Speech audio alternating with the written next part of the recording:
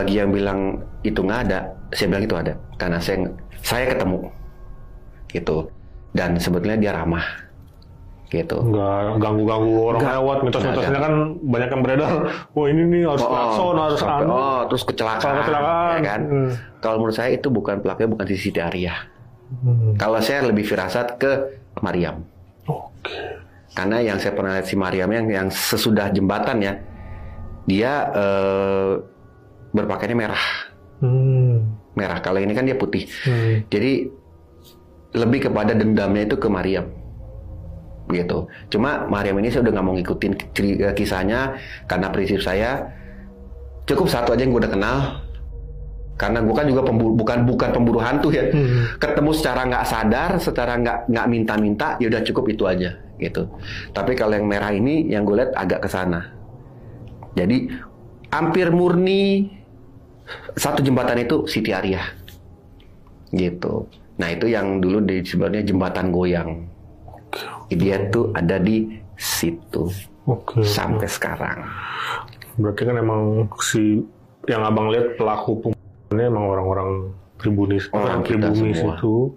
Dan abang tahu nggak sih bang, si Siti ini tempat tinggalnya dia di daerah situ apa di daerah mana? Daerah situ. Di daerah situ. Nah itu tahunya dari? Jadi waktu gua yang di tengah, gua ngeliat dia lari itu dari arah, jadi arah gua balik, cuma kan arah gua balik waktu itu gua liat gubuk-gubuk ya, bukan kayak kota yang waktu itu gua itu di arah situ, kayak ada perkampungan. Dia lari dari situ naik ke jembatan, dari ke jembatan lewatin gua, gitu. Jadi gua taunya dia itu di perkampungan dekat situ, gitu.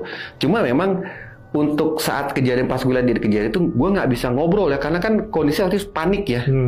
Dia pun minta tolong gitu, minta tolong, dan sesudahnya waktu dia ngangkat gue itu juga dia cuma sempat bilang kenang dia, gitu, kenang dia. Cuma gue tahu dia dari situ karena arah dari kampung, perkampungan ada gubuk-gubuk itu dia dari situ. Berarti perkiraan emang dari situ tempat tinggalnya. Tempat tinggal dia. Tapi abang nggak tahu ya alasan si orang-orang itu kayak ngebantai dia itu apa sih bang alasannya? Dia saat itu dia nggak ngomong ke saya, cuma berdasarkan info-info yang sesudahnya yang saya coba korek atau dari naskah-naskah orang, menurut legendanya katanya dia itu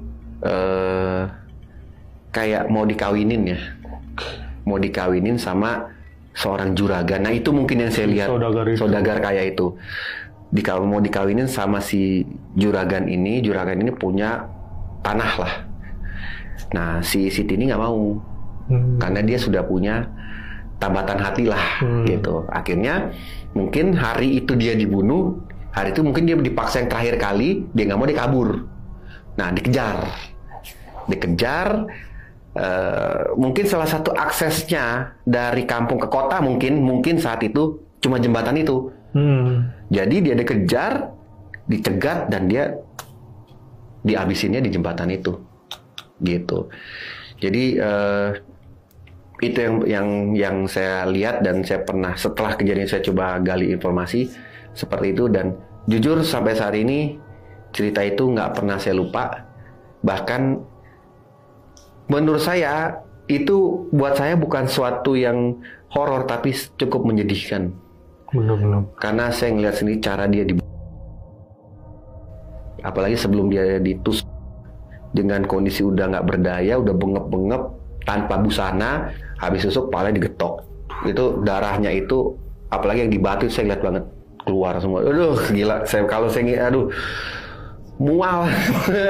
Gimana kalau lu ngelihat habis itu dipakai lagi, dipakai beramai-ramai lagi, terakhir udah dibuang ke kali, gitu. Kejam banget. Itu kejam, gitu. Bukan manusia.